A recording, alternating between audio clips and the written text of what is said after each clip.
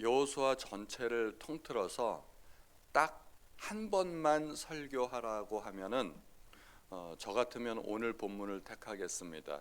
여호수아의 워낙 유명한 장면들이 많기는 하지만 저 같으면 오늘 본문을 택해서 설교를 하도록 하겠습니다. 저에게는 이 장면이 굉장히 인상적이고 여호수아 전체를 통틀어서 아마 핵심적인 장면을 우리에게 보여주는 것이 아닌가 생각이 됩니다. 그리고 오늘 이 장면은 성경 퀴즈 대회도 자주 등장하는 단골 메뉴죠. 여리고성을 총 몇 바퀴 돌았을까요?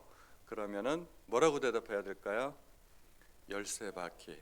13바퀴가 답입니다. 그렇게 답하시기 바랍니다. 이스라엘 민족이 가나안 땅을 점령하기 위해서 반드시 통과해야 할 성이 여리고성이었습니다. 요단강을 건너자마자 만나는 성이었습니다. 마치 우리나라 예전에 그 고구려 때 당태종이 고구려를 공격하기 위해서 반드시 통과해야 했던 성이 안시성이었습니다. 그래서 그 안시성 싸움이 굉장히 유명한 싸움 아닙니까? 안시성에서 우리가 이겼죠. 이겼던 것도 중요하지만 안시성을 우회해서 고구려를 공격할 수가 없었습니다. 그래서 안시성 싸움에서 반드시 그 성을 통과해야 되기 때문에 당태종이 그 안시성 싸움에서 목숨 걸고 이렇게 싸웠던 것입니다. 마찬가지로 이스라엘은 이 여리고성을 통과해야만 나머지 가나안 땅으로 진격할 수 있었습니다. 그런데 여리고성이 출입문을 굳게 닫고 전혀 싸울 의사를 보이지 않고 있었습니다. 이미 계엄령이 발표되었고 전시 상황이었습니다. 여리고성은 총 동원령이 내려지고 아주 긴장 상태에 있었던 것입니다. 성을 공격할 때에는 방어할 때보다 3배의 군사력이 더 필요하다고 합니다. 그러니까 1대1로 맞서 싸우는 것보다도 성 위에서 방어하는 것이 훨씬 더 유리하다고 생각했던 것입니다.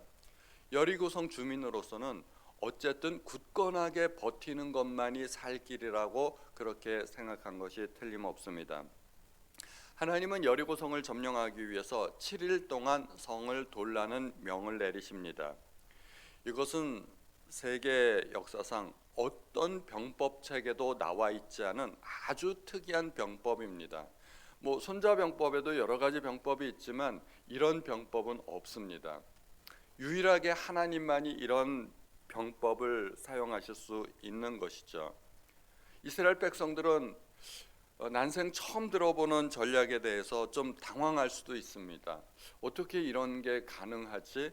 이해가 되지 않는다 생각할 수도 있을 것입니다. 성을 공격하기 위해서 투석기도 준비해야 되고 사다리도 준비해야 되고 각종 장비가 필요한데 전혀 그런 것을 준비하지 않습니다. 그냥 성을 돌기만 하라는 것입니다. 그런데 특별한 주의사항이 하나 있었죠. 6장 10절에 보면 너희 음성을 들리게 하지 말며 너희 입에서 아무 말도 내지 말라. 절대 소리를 내지 말라는 것입니다. 오직 여호수아가 명령하여 외치라 할 그때만 외치라는 것입니다. 여호수아가 왜 이런 명령을 내렸을까요? 40년 전 실패의 상황을 기억했을 것입니다. 가데스 바네아에서 가나안 땅을 정탐했는데 그 땅이 분명히 젖과 꿀이 흐르는 땅이 맞는데 10명의 정탐꾼의 그 부정적인 보고 때문에 그들은 가나안으로 진격하지 못했습니다. 가나안을 코앞에 두고 그냥 들어가기만 하면 되는데 그 땅을 들어가지 못하고 그냥 포기하고 돌아 나와서 40년간을 광야에서 헤맬 수밖에 없었던 것입니다. 말 때문에 그렇게 된 것입니다. 이번에는 그런 사건을 미연에 방지하고자 절대 입을 열지 말라고 여호수아가 명령을 내렸습니다. 드디어 첫째 날이 되었습니다. 이제 기상나팔이 울리고 군사들이 일어나서 이제 전열을 정비하고 성을 돌기 시작합니다. 이제 가나안 땅에 들어와서 첫 번째 전투가 시작되는 장면입니다. 군사들이 얼마나 긴장했을까요? 정말 그 창과 칼을 들고 무장을 하고 그리고 비장한 각오로 내가 이 싸움에서 반드시 이기리라 하는 그런 각오로 이제 성을 돌기 시작합니다. 그렇게 한 바퀴를 돌았습니다. 한 바퀴 돌고 다시 진영으로 돌아와서 이제 하루를 마치고 잠자리에 들었습니다. 백성들은 어떻게 생각했을까요? 이번 싸움에 이렇게 그 한 바퀴 돈 것은 탐색전인가 보다. 적의 강약을 구분하기 위해서, 성의 약점을 탐지하기 위해서 성을 한 바퀴 돌았나 보구나, 이렇게 생각할 수 있습니다. 이튿날이 되었고 또 아침에 일찍 일어나서 성을 한 바퀴 돌았습니다. 어떻게 생각할까요? 또 돌았네. 왜 그러지? 셋째 날이 되었습니다. 또 돌았습니다. 왜 자꾸 돌기만 하지? 왜 싸움을 안 하는 거지? 같은 상황이 반복되면은요, 마음속에 이상한 생각이 들 수 있습니다. 넷째 날, 다섯째 날이 되었습니다. 무슨 생각이 들까요? 갈등이 일어나고 회의가 일어날 수 있습니다. 우리가 지금 뭐 하는 거지? 이게 지금 여리고성을 점령하는 거 맞나?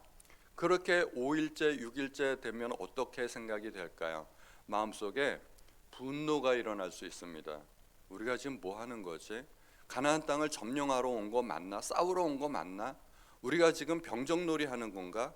지금 우리가 제식 훈련하는 것도 아닌데 이게 지금 뭐 하는 거지? 종이 한 장에, A4 용지 한 장에 자를 대고 줄을 100개씩 그으라고 이렇게 시키잖아요. 100개를 다 긋고 나면 구겨가지고 버립니다. 다음 종이에다 또 그리라고 합니다. 그냥 똑바로 선을 100개를 그리라고, 100개를 그려서 다 그리면 또 구겨서 버립니다. 이런 일을 시키면은요, IQ 80인 사람들은 하루 종일 아무 생각 없이 즐겁게 그냥 자대고 줄만 그을 수 있다고 합니다.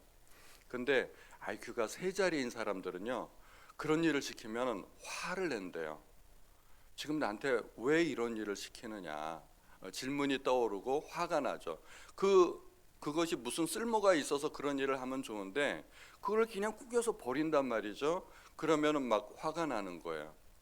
우리 성도님들한테 종이 한 장 주고서 줄 100개 그으라고 하면은 그냥 기쁜 마음으로 하시겠어요? 아니면 화가 나시겠어요? 화가 나시죠? 이해가 잘 안 되시면 화가 나시죠? 예. 그것이 정상입니다. 만약에 즐겁게 난 하루 종일 그런 일을 하고 싶다 하시는 분들은 그 IQ가 2자리이신 거니까 조심하셔야 됩니다. 그렇게 기뻐하시면 안 됩니다. 화를 내셔야 되죠. 지금 이스라엘 백성들이 그런 상황입니다.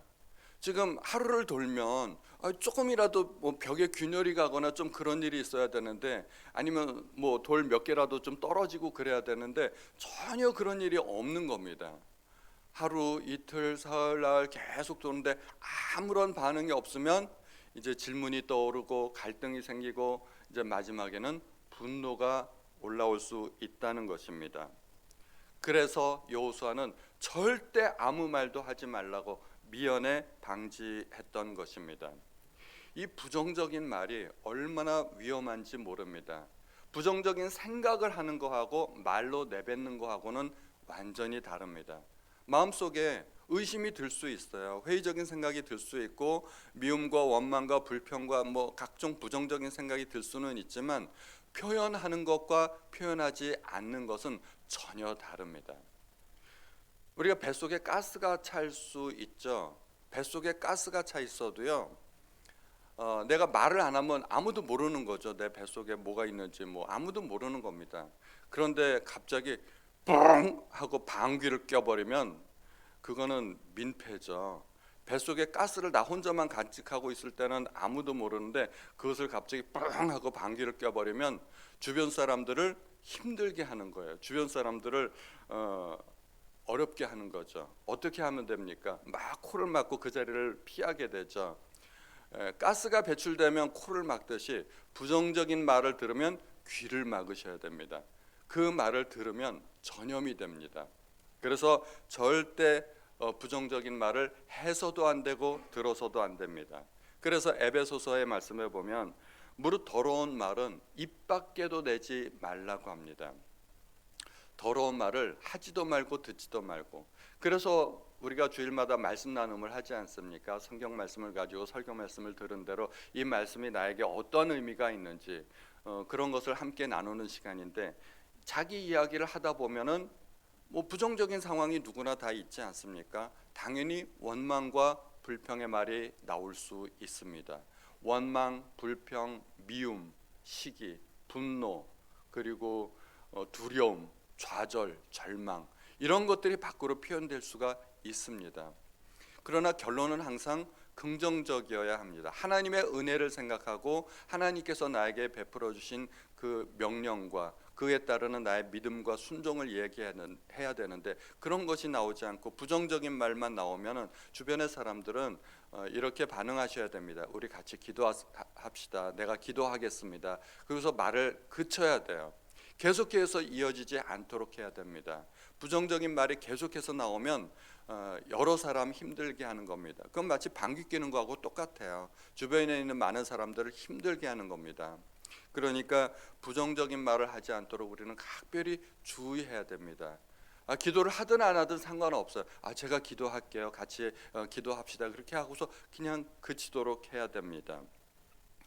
예수님께서 한 번은 제자들과 식사를 하는데 손을 씻지 않고 식사를 했어요. 그 바리새인들이 왜 당신과 제자들은 손을 씻지 않고 식사를 하느냐 이렇게 물었죠.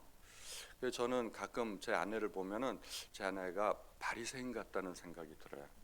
왜냐하면 아내가 이렇게 식사를 차려놓고 제가 퇴근해서 집에 와서 밥 먹으려고 그러면 여보 손 씻어야죠 그렇게 얘기를 하거든요. 그래서 저는 제 아내가 혹시 바리새인은 아닌가 손 씻으라고 하니까, 그러면 저는 이제 일단은 저는 예수님이 아니니까 손을 씻죠. 예수님은 다른 말을 하시는데, 예수님은 뭐라고 말씀하셨을까요? 입으로 들어가는 것이 사람을 더럽게 하는 것이 아니고 입에서 나오는 것이 사람을 더럽게 한다고 이야기합니다. 나무를 알 때는 열매로 그 나무를 아는데, 열매가 하나도 없으면 무슨 나무인지 모르는 거죠. 근데 열매가 맺히기 시작하면 그 나무가 무슨 나무인지 알게 된다는 것입니다. 이 열매는 뭘까요? 우리 입에서 나오는 말이 열매이고, 나무를 알려면 그 열매를 보면 안다는 것이죠. 우리가 어떤 사람이 말을 하는 걸 보면 그 사람이 어떤 사람인지를 알게 됩니다. 이 사람이 부정적인 사람인지, 믿음이 있는 사람인지, 감사하는 사람인지, 아니면 소인배인지 큰 사람인지를 알게 됩니다. 이 사람의 주된 관심사가 무엇인지 알게 됩니다. 말을 해보면 알게 되거든요. 그래서 우리가 말을 조심해야 됩니다. 절대로 부정적인 말을 하지 말아야 됩니다. 하나님은 여리고성을 도는 방법을 구체적으로 알려주셨죠. 특히 순서까지 잘 알려주셨습니다. 앞에 선발대가 있고 뒤에 후군이 있습니다. 군사들이 있고 그 한가운데 제사장들이 있습니다. 6장 9절에 보면 그 무장한 자들은 나팔 부는 제사장들 앞에서 행진하며 후군은 그의 뒤를 따르고 제사장들은 나팔을 불며 행진하더라. 선봉에 무장한 자들이 있고 나팔 부는 제사장들이 있고 그 바로 뒤에 언약궤가 따르고 후군이 마지막에 옵니다. 셋으로 구분하자면은 선발대, 후발대, 중간에 제사장들이 두 무리로 나뉘어 있죠. 앞에 나팔 부는 사람들, 그 뒤에 언약궤를 맨 사람들. 이것을 보면서 성 주위를 도는 주체가 누구인지를 알아야 됩니다. 실제로 성을 도는 주체는 군사들이 아니라 바로 이 언약궤입니다. 선발대와 후발대는 그 언약궤를 보호하는 역할을 할 뿐입니다. 진짜 핵심은 바로 이 언약궤이죠. 언약궤가 행차하는데 앞에서 나팔을 부는 것입니다. 원님 덕에 나팔 분다는 그런 말도 있고, 임금님 행차할 때 빵빠레를 울리고 그러지 않습니까? 그러니까 언약궤가 성을 도는 것입니다. 제사장들은 하나님께서 택하신 사람들이고 언약궤는 하나님의 임재와 능력의 상징입니다.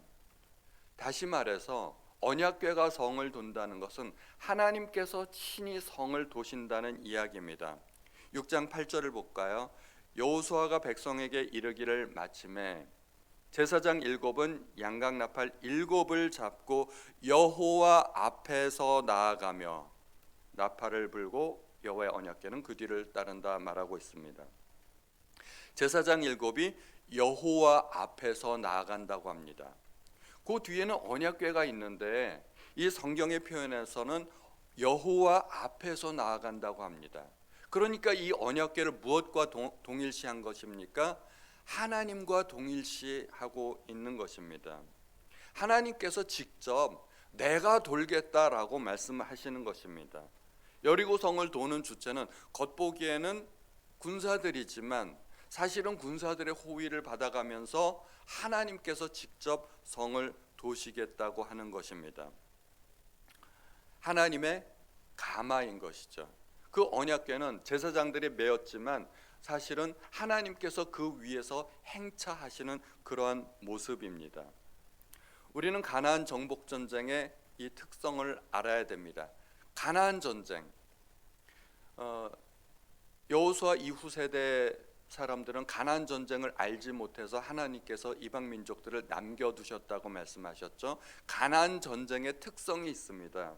이 전쟁은 하나님께 속한 전쟁이고 하나님께서 직접 싸우시는 전쟁입니다. 하나님의 나라를 세우시기 위한 전쟁입니다. 이 전쟁의 승패는 절대 군사의 숫자나 군사의 무기에 달려있지 않다는 것입니다. 표면적으로는 사람들만 보이지만 그러나 그 속에서 역사하시는 하나님이 주도적으로 이끌어 가시는 전쟁이라는 것입니다. 백성들이 요단강을 건널 때 어떻게 했습니까? 가장 먼저 요단강에 들어간 것은 언약궤를 맨 제사장들이었습니다. 하나님이 먼저 요단강에 들어가서 그 요단강을 갈라놓았습니다. 그리고 백성들이 그 갈라진 요단강을 뒤따라 들어가게 된 것입니다. 여호수아서 3장 3절의 말씀에 백성에게 명령하여 이르되 너희는 레위 사람 제사장들이 너희 하나님 여호와의 언약궤 매는 것을 보거든 너희가 있는 곳을 떠나 그 뒤를 따르라.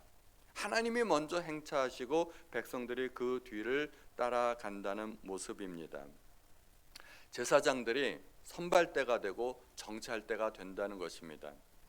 이 말씀은 요단강을 건널 때뿐만 아니라 가나안 땅을 진격할 때도 그 모습이 유지가 됩니다. 여호수아서 3장 4절에 보면 그러나 너희와 그 사이 거리가 2000 규빗쯤 되게 하고 그것에 가까이 하지는 말라. 그리하면 너희가 행할 길을 알리니 너희가 이전에 이 길을 지나보지 못하였음이니라 하니라. 언약궤가 가고 백성들이 따르는데 그 거리가 그 사이에 거리가 있습니다. 너무 가까이 따라가지 말고 한 2000 규빗쯤 대략 한 900m 한 1km쯤 떨어진 거리입니다. 가나안 땅을 정탐하러 가는데 하나님께서 언약궤를 먼저 내보내시는 겁니다. 백성들이 뒤따르는 것입니다. 가나안 땅은 이스라엘 백성들에게 있어서 미지의 땅입니다. 미지의 땅을 점령하기 위해서 보통 군사들이 먼저 정찰대를 보내지 않습니까? 정찰대를 보내서 그 땅을 살펴보고 그 다음에 본진이 따라오게 됩니다. 정찰대가 적진 속을 정찰하려면 어떻게 합니까? 군인들이 먼저 능력 있는 군사들을 뽑아가지고 정찰대를 보내는데 군인들이 적진 속을 정찰하려면 오늘날 어떻게 합니까? 얼굴에다 구두약 바르고 그리고 온몸에 나뭇가지로 위장하고 그리고 주로 산길로 다니지 않습니까? 뭐 평야로 다니면 워낙 노출된 곳이니까 산길로 주로 다닙니다. 주로 밤에 이동하고 낮에는 나뭇잎 속에서 자고 이런 군인들의 모습을 생각할 수 있습니다. 그 마치 영화에 나오는 람보처럼 그렇게 행동한다는 것입니다. 그런데 이스라엘 민족의 선발대는 아주 황당하기 그지없습니다. 제사장들이 제사장 옷을 입습니다. 언약궤를 맵니다. 그리고 비무장 상태로 적진 속을 그냥 들어가는 겁니다. 만약에 가나안 땅에 그 가나안 군사들이 매복이라도 있다면 그냥 당하는 겁니다. 여지없이 그냥 당할 수밖에 없는 것입니다. 지리도 잘 모르는 그 지역을 제사장들이 선발대로 이렇게 나아가서 정찰을 하고 땅을 살펴본다는 이야기입니다. 그리고 본진이 따라오는 것입니다. 이 전쟁의 특성을 보여주는 장면인데요. 이 가나안 전쟁은 철저하게 하나님께서 책임지시는 전쟁이고 오직 믿음과 순종이 필요한 모습을 우리에게 알려주는 것입니다. 여리고성 점령할 때 반복되는 숫자가 있습니다. 숫자 7입니다. 이 1절에서 16절 사이만 읽어봐도 일곱이라는 단어가 14번이나 반복돼서 나오고 있습니다. 예배 끝나고 한번 세어보시기 바랍니다. 7제사장, 7나팔, 7날 동안에, 그리고 7바퀴. 이 7이라는 숫자는 완전한 숫자이고 하나님의 숫자입니다. 7째 날은 하나님의 날 안식일입니다. 7년마다 또 안식년이 있고, 요한계시록에 나오는 7교회, 하나님의 7영, 이런 것들은 모두가 하나님의 숫자를 의미합니다.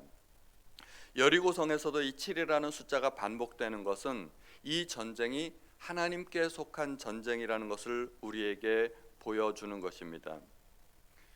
여리고성을 어떻게 점령할까요? 투석기 가지고, 사다리 가지고 점령하는 전쟁이 아닙니다. 하나님께서 직접 싸우시는 전쟁이고, 백성에게 필요한 것은 믿음과 순종입니다. 요단강을 건널 때도 오직 믿음과 순종만으로 요단강을 건넜습니다. 요단강을 건너기 전에 여호수아가 백성에게 요구한 것, 그것은 성결이었습니다. 여호수아 3장 5절에 여호수아가 또 백성에게 이르되 너희는 자신을 성결하게 하라. 여호와께서 내일 너희 가운데 기이한 일들을 행하시리라. 백성들에게 필요한 것은 사다리가 아니라, 강을 건너기 위한 무슨 보트가 필요한 것이 아니라 성결, 자신을 거룩하게 하는 것이 필요했다는 것입니다. 왜냐하면 이 가나안 전쟁은 영적인 전쟁이기 때문입니다. 물론 칼과 창이 필요합니다. 겉으로 나타나는 모습은 그렇지만 사실은 영적인 전쟁입니다. 영적인 전쟁에서 반드시 필요한 것은 성결, 거룩함입니다. 우리가 세상에서 살아갈 때 필요한 것이 무엇일까요? 스펙도 필요하죠. 스펙도 필요하지만 그런 것이 전혀 필요 없다고 말하는 것이 아니라, 그에 못지않게 사실은 그보다 더 중요한 것이 우리에게는 거룩함이 필요하다는 것입니다. 왜냐하면 우리는 하나님의 백성이고 하나님의 말씀에 따라 세상을 살아가기 때문입니다. 우리는 세상 사람들과 다른 방법으로 세상을 살아야 됩니다. 예수 믿기 시작하면 고난이 시작된다고 말씀드렸죠. 그 고난은 세상 사람들에게 없는 고난입니다. 그리스도인들에게만 있는 고난입니다. 왜 고난을 당해야 될까요? 세상 모든 사람들은 한 방향으로 갑니다. 한 방향으로 가는데 우리는 그 가운데 우뚝 서가지고 반대 방향으로 가려고 하기 때문에 어려운 겁니다.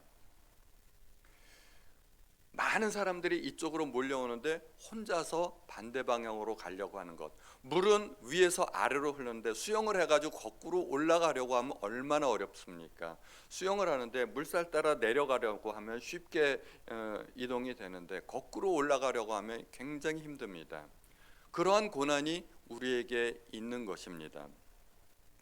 그 전쟁에서 나의 능력 가지고 이기기가 쉽지 않습니다. 나의 능력, 학벌, 스펙 가지고 그 싸움을 싸우기가 어렵습니다. 하나님의 도우심을 받아야 됩니다. 하나님의 은혜를 힘입어야 됩니다.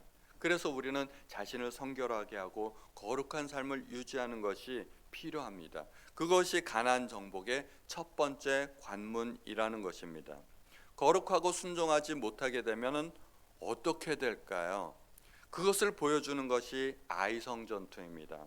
아이성 전투에서 처절하게 실패했죠.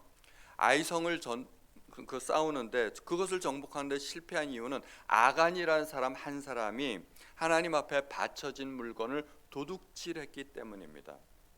그 도둑질 때문에 자신을 거룩하게 하지 못하고 하나님의 명령을 지키지 않았기 때문에 하나님께서 진노하셨습니다.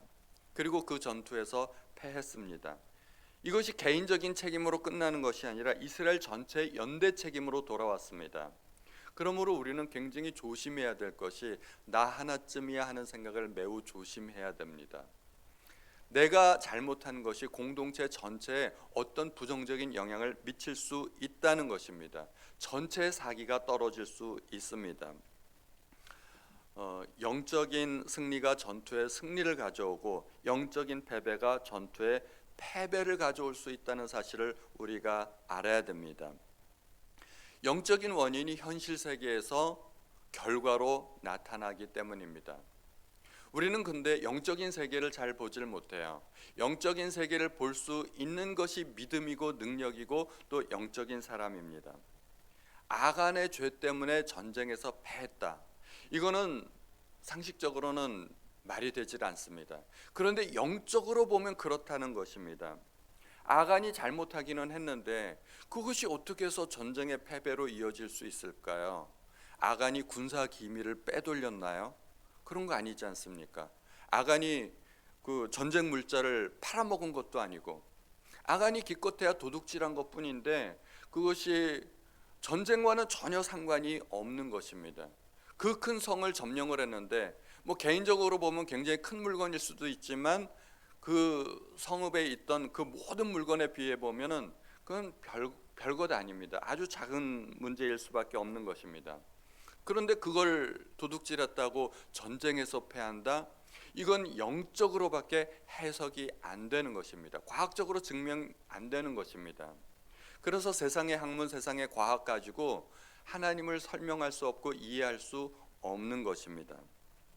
가나안 전쟁은 어떤 전쟁일까요? 우리가 반복해서 깨달아야 됩니다. 이 전쟁은 영적인 전쟁입니다. 하나님께서 싸우시는 전쟁입니다.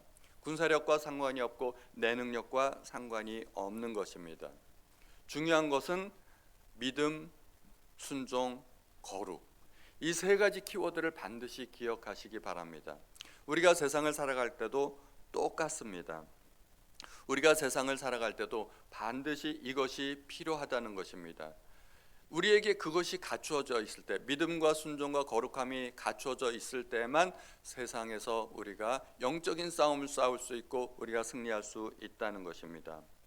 아간은 하나님 앞에 바쳐진 물건을 도둑질했습니다. 이 바치다라는 말이 헤렘이라는 말인데 진멸이라는 단어와 똑같이 쓰입니다. 진멸하라, 그것이 헤렘입니다. 그 성을 하나님께 바쳤다, 이 말은 그 성을 완전히 진멸하라는 얘기인데 그것을 아간이 거역했습니다. 아무도 모르리라 생각했습니다. 당연히 아무도 몰랐죠. 그런데 하나님은 아셨습니다. 아간은 그 정도쯤이야 괜찮을 것이라 생각했지만 절대 그 정도쯤으로 괜찮지 않았던 것입니다. 그래서 전도서에 보면 죽은 파리가 향기름으로 악취가 나게 하는 것 같이 적은 우매가 지혜와 존귀로 패하게 하느니라. 적은 우매, 아주 작은 문제가 큰 실패로 이어질 수 있다는 것이죠. 작은 잘못이 큰 문제가 됩니다. 우리나라 공직선거법에 의하면 벌금 100만 원 이상 형만 받으면 당선이 무효가 됩니다. 벌금 100만 원 이상, 이거 사실 그렇게 큰 죄 아닙니다. 조금만 죄를 지어도 벌금 100만 원 이상 나올 수 있습니다. 이것 때문에 시장이 되고 도지사가 되고 국회의원이 되었는데 그게 무효가 된다는 것입니다. 그 선거 치르기 위해서 얼마나 돈이 많이 들어가는데요. 수억씩 들어가는데 그게 100만 원 때문에 무효가 될 수 있다는 겁니다. 그래서 우리는 작은 잘못에 주의해야 됩니다. 아이성 패배 후에 이스라엘 백성들이 큰 탄식으로 이어지지 않았습니까? 하나님께서는 해법을 알려주셨습니다. 여호수아 7장 13절에 나옵니다. 너는 일어나서 백성을 거룩하게 하여 이르기를 너희는 내일을 위하여 스스로 거룩하게 하라. 이스라엘 하나님 여호와의 말씀에 이스라엘아 너희 가운데 온전히 바친 물건이 있나니 너희가 그 온전히 바친 물건을 너희 가운데서 제하기까지는 내 원수들 앞에 능히 맞서지 못하리라. 하나님께서 요구하시는 것은 거룩함입니다. 아이성 전투에서 패한 원인이 죄입니다. 죄 때문에 패했다면, 원인이 죄라면 해답은 거룩입니다. 우리가 거룩한 삶을 살아야 하나님 앞에 승리할 수 있습니다. 가나안 땅은 내 힘과 내 능력으로 정복하는 땅이 아닙니다. 내 힘과 내 능력으로 정복하려고 했더니 40년 전에 지레 겁을 먹고 포기하지 않았습니까? 가나안 땅은 하나님께서 앞서 나가시며 하나님께서 길을 예비하시고 하나님께서 정복해 주시는 땅입니다. 여기에는 믿음과 순종이 필요할 뿐입니다. 거룩함이 필요합니다. 우리는 이 땅에서 가나안 땅을 누릴 수 있을까요? 없을까요? 두 가지 답이 모두 가능합니다. 가나안을 천국으로 본다면 우리는 이 땅에서 가나안에 절대 못 들어갑니다. 그런데 가나안 땅은 하나님께서 약속하신 땅입니다. 우리는 이 땅에 살면서 얼마든지 하나님의 약속을 누리며 이루어지는 것을 우리가 체험하며 살 수 있습니다. 그 말은 우리가 이 땅에 살면서도 얼마든지 가나안 땅을 누릴 수 있다는 것입니다. 고린도후서 10장 4, 5절의 말씀에 우리의 싸우는 병기는 육체에 속한 것이 아니요 오직 하나님 앞에서 견고한 진을 파하는 강력이라. 모든 이론을 파하며 하나님 아는 것을 대적하여 높아진 것을 다 파하고 모든 생각을 사로잡아 그리스도에게 복종케 하니. 세상의 모든 학문과 이론과 생각 그리고 모든 법칙을 하나님 앞에 굴복시켜야 된다는 것입니다. 여리고성을 점령하기 전에 모든 이론, 모든 생각, 나의 부정적인 생각을 먼저 점령해야 됩니다. 하나님의 말씀으로 내 생각을 굴복시켜야 됩니다. 세상의 모든 가치관, 하나님 앞에 옳지 않습니다. 세상의 모든 가치관과 사상과 그런 경험들을 하나님의 말씀으로 극복해야 됩니다. 그래야 내가 세상을 정복할 수 있게 됩니다. 하나님의 말씀으로 세상을 정복해야 됩니다. 내 생각을 포기하고 하나님의 말씀을 따라야 됩니다. 믿음, 순종, 거룩함 반드시 기억하시기 바랍니다. 여호수아 전체의 세 가지 키워드입니다. 하나님의 말씀으로 거룩한 진을, 견고한 진을 파하시는 우리 성도님들 되시기를 주님의 이름으로 축원드립니다. 우리 함께 잠깐 통성으로 기도하는 시간을 갖도록 하겠습니다. 하나님, 나에게 믿음을 주시기 바랍니다. 내 생각으로는 도저히 여리고성을 단지 돌기만 한다고 해서 그 성이 무너질 것 같지 않습니다. 하나님, 나에게 믿음을 주시기 바랍니다. 내가 세상 가운데 거룩한 삶을 살 수 있도록 도와주옵소서. 세상의 모든 가치관과 학문과 이론을 하나님의 말씀으로 정복할 수 있도록 도와주옵소서. 우리 다 함께 하나님 앞에 주여 한번 부르시고 통성으로 기도하시겠습니다. 주여, 하나님, 오늘도 저희에게 하나님께서 말씀을 주시니 하나님 앞에 감사드립니다. 아버지 도와주시옵소서. 아버지, 은혜를 베풀어 주시기를 간절히 원합니다. 하나님, 여리고성을 점령하기 위해서 하나님의 말씀에 순종하는 것이 필요합니다. 믿음이 필요합니다. 하나님, 거룩한 삶을 유지하는 것이 필요합니다. 아버지, 세상 가운데 살아가면서 하나님의 말씀으로 세상을 정복할 수 있도록 도와주옵소서. 하나님, 우리의 마음속에 두려움과 좌절과 절망과 실패의식, 하나님, 그러한 것들이 사라지도록 하나님 도와주옵소서. 하나님의 말씀으로 내 생각을 점령할 수 있도록 아버지 도와주시기를 바랍니다. 하나님, 나에게 믿음을 허락하여 주옵소서. 하나님, 두려워하지 말고 믿기만 하라 주께서 말씀하셨습니다. 하나님, 두려워하지 말게 하시고 하나님, 저희에게 믿음을 허락하여 주시옵소서. 하나님의 말씀에 순종하게 하여 주시고 하나님의 말씀으로 이겨나갈 수 있도록 도와주옵소서. 우리 자신을 거룩하게 지킬 수 있도록 도와주옵소서. 하나님의 말씀으로 견고한 진을 파할 수 있도록 하나님 도와주옵소서. 하나님, 우리가 이 땅에 살면서 가나안을 누릴 수 있도록, 가나안을 정복할 수 있도록 아버지 도와주옵소서. 아버지, 함께 하시니 감사합니다. 오늘 말씀도 저에게 주시니 하나님 앞에 감사드립니다. 모든 것이 하나님의 능력입니다. 감사합니다. 하나님 아버지, 오늘도 저희에게 귀한 말씀을 들려주시니 감사드립니다. 우리가 세상을 살아가면서 좌절과 패배와 두려움 속에 사로잡히지 않도록 도와주시기 바랍니다. 믿음으로 가나안 땅을 정복할 수 있도록 도와주옵소서. 하나님, 우리가 이 땅에 살아가면서 가나안을 누릴 수 있도록 도와주옵소서. 젖과 꿀이 흐르는 그 땅이 내 땅이 될 수 있도록 하나님 도와주시기를 바랍니다. 하나님의 말씀으로 모든 부정적인 생각들을 정복할 수 있도록 도와주옵소서. 내 힘으로 싸우지 않게 하여 주시고 하나님의 능력으로 싸워 점령할 수 있도록 도와주옵소서. 지금은 우리 주 예수 그리스도의 은혜와 하나님 아버지의 크신 사랑과 성령님의 감화 감동 교통하심이 오직 하나님의 말씀으로 세상을 정복하기를 결단하고 다짐하는 우리 모든 성도님들 머리 위에, 가정 위에, 자녀들 위에 지금부터 영원토록 함께 없이기를 예수님의 이름으로 축원드리옵나이다. 아멘.